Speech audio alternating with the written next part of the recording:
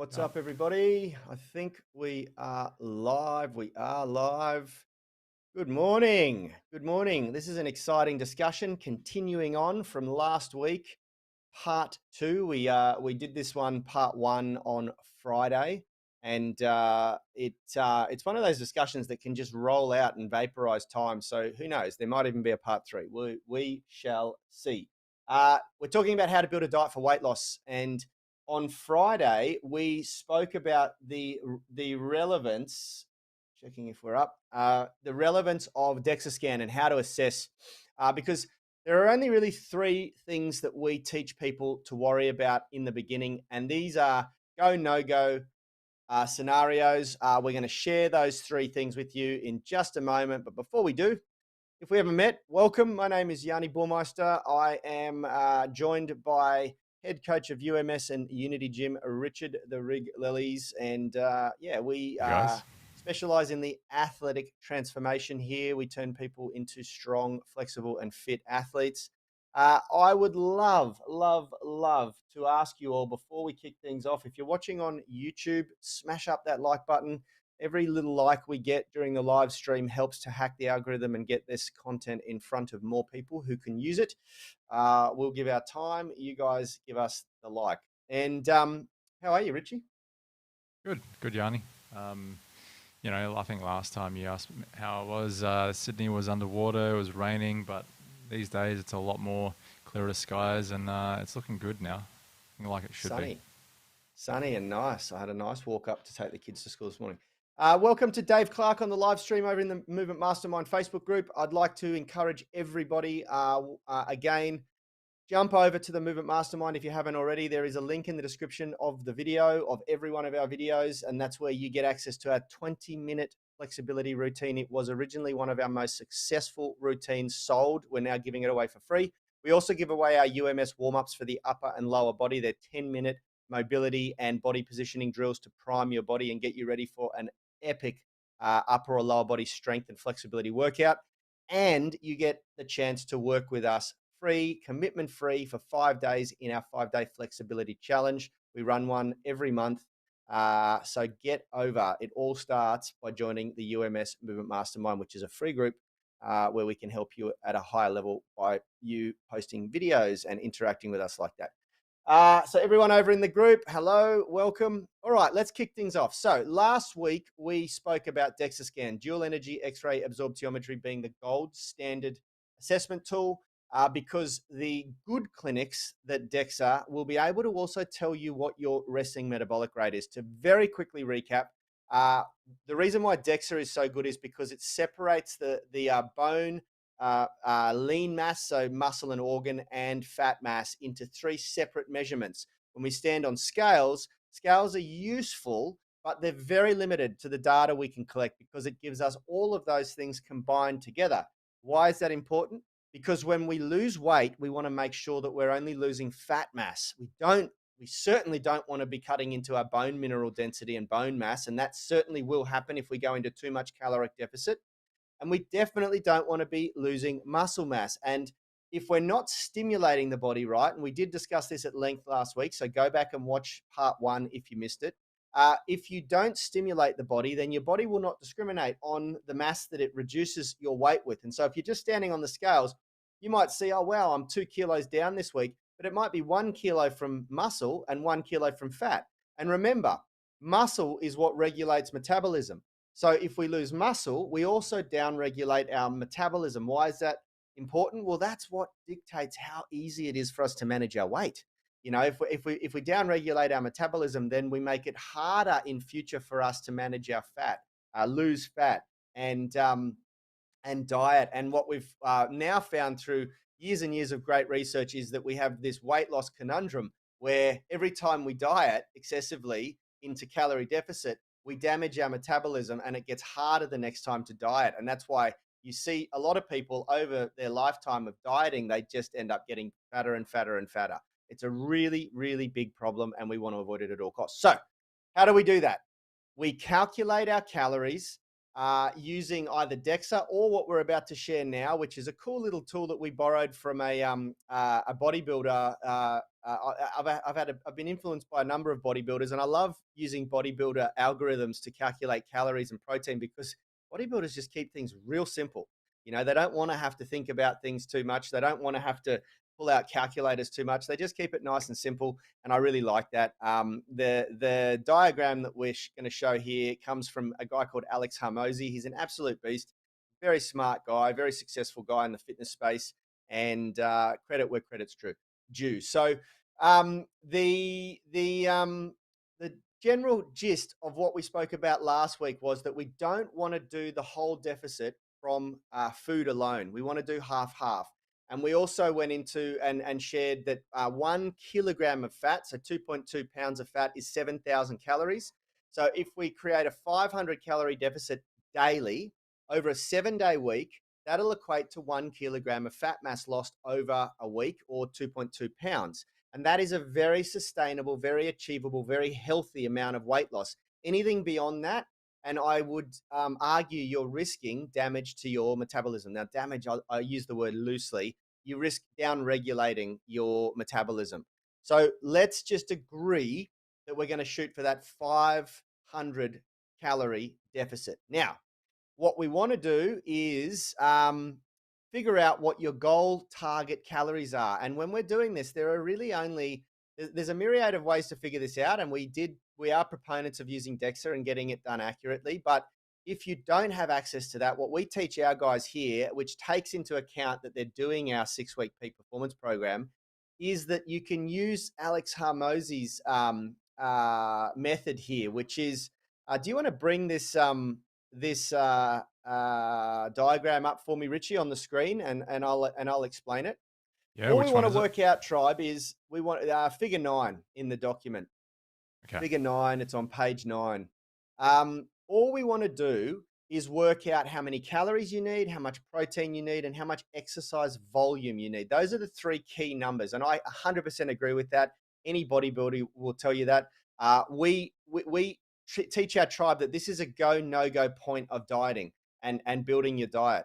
All of the macronutrients, all of the vitamins, minerals, all of that stuff is very important as well, like eating whole foods. If you want to do calorie depletion, time restricted eating, whatever it is, that's all really important. And we teach that down the track. But if you don't get calories and protein right, based on how much exercise volume you're doing, then it all falls apart. It doesn't matter how healthy you eat, you may not achieve your goal weight. And that's like obviously a priority for everyone. So if we can all agree on that, this is a very simple formula. And I'm going to use myself as an example. I weigh 200 pounds, roughly. It's actually 198 pounds, but for argument's sake, we'll say 200. We'll round it up. Very simply, if you're a 200-pound male like myself and you want to maintain your weight, then I would be eating about 2,600 to 3,000 calories. And there is always a little bit of trial and error here. You always have to assess, reassess, and make calculations on the fly. Now, the way that I figure that out, all of the numbers here on the spectrum are set. There is a little typo. Disregard the 6 on that matrix. It should start at 7. That's my fault. If you look at the graph on the side, the chart on the side there, it starts from 7 at the bottom, goes right up to 21.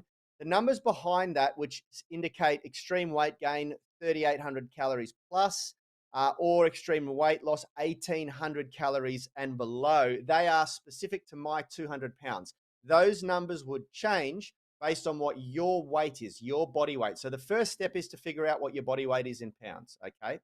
And then what you want to do is decide what your goal is. Is your goal to increase mass, increase muscle mass, bulk up, or is your goal to lean up? And if we want to do it moderately, we might choose, so let's say hypothetically, I'm 200 pounds and I want to moderately lose weight. I'd choose 10 as the number for weight loss, okay? So then I times my 200 by 10 and it comes to 2,000. So if I eat 2,000 calories a day, I'm going to lose a moderate amount of weight. And that's probably what we would be aiming for. We would be aiming for around about that 10 to 9 number there, because that's bordering, that's weight loss bordering on extreme weight loss. That's a decent weight loss number, okay? Now, that's actually very accurate. If I go off my previous DEXA scan, my resting metabolic rate in my most recent DEXA scan was two. It gave me a resting metabolic rate of just over 2,270 calories a day. So just shy of 2,300 calories a day. Now, remember what I said earlier. We want to build the diet and exercise program to aim for a 500 calorie deficit daily, but we want to do it by both stimulus through exercise and a reduction in food calories. And we want to meet somewhere in the middle. So if, in a perfect world, it would be 250 calories through diet, through a reduction in calories, food calories, and a 250 calorie workout every day, which is very, very achievable for the average person. That's a good solid 60-minute weight session, or about an hour walk, or a 30-minute jog is about 250. Average is about 250 to 350 calories for that person. And the reason why I give you that range is because it really depends how much muscle mass you're carrying. Because the more muscle mass you're carrying, the more calories you're going to burn doing that workout. So a very small, skinny female will struggle to burn 200 calories in that workout, whereas a large muscular male like myself will probably push it up to 350 to 400 calories in that workout. If I go for an hour-long run, I'll probably burn about 400 to 500 calories. So it varies, and you have to take into consideration that there is a bit of a variable there that is based on the individual. Okay, but can you see how simple this becomes? Take your body weight in pounds. First of all, figure out your goal. Do you want to lose weight fast? Do you want to lose weight gradually? Do you want to go into extreme weight loss and try and achieve something really quick? If I was to do that, 200 times 7 would come to 1,700 calories. That's going to put me in a 500 calorie deficit, plus probably 570 calories in food calories alone. And then if I add exercise on top of that, I'd be going into a really, really extreme caloric deficit, which is what I wouldn't recommend. I would recommend that most people use the 12, 11, 10 sort of mark, do it gradually. And if you're trying to gain muscle, do the opposite. If you're trying to gain muscle, you'd times it by 16. So then it would bring me to 2,600 calories. And that would put me in a slight surplus of calories. Remember, my resting metabolic rate measured by DEXA is just shy of 2,300 calories. So you can see how simple this is. If you don't have access to a DEXA clinic with a really great a radiologist who has a good algorithm that can calculate your resting metabolic rate, then you just use this diagram, and it's really nice and easy. And this is obviously courtesy of we have a bunch of information that we use in our 6-week peak performance diet. But I've borrowed this diagram from Alex Harmozy, who is just a really great. He's just great at simplifying things. I've never seen it put more simply than this. Okay, and I like bodybuilders for that reason. A friend of mine, Ben Pekulski, had a similar method of working out calories. I don't know where this originates from.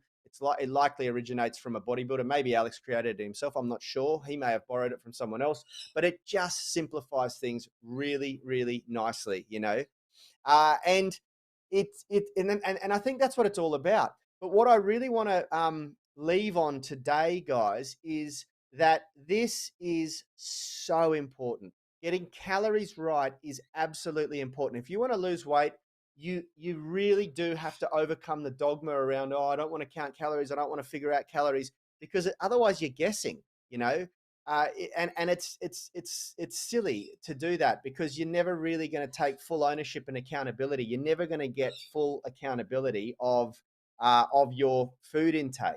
Okay. Now we're going to do a part 3 of this tomorrow, and in part 3 we're going to talk about how to calculate your protein.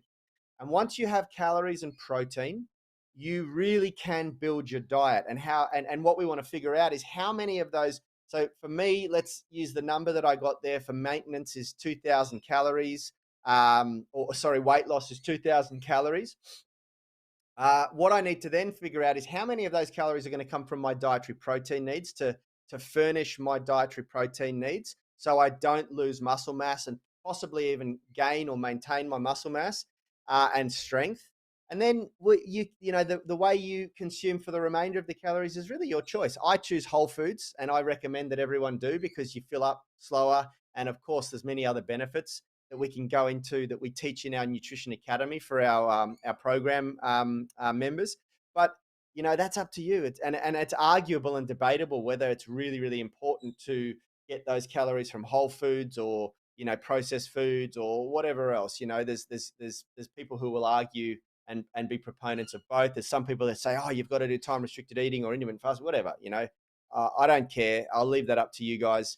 I certainly teach our tribe a certain way of doing it, but each to their own. Richie, do you have anything to add to that? No, I think we are running short on time, are we not? Yeah, So we got to get into our coaching group. We better go, but it's a great topic. There's plenty more to cover on this, so stay tuned for part 3, that's for sure. Yep. We'll see you there.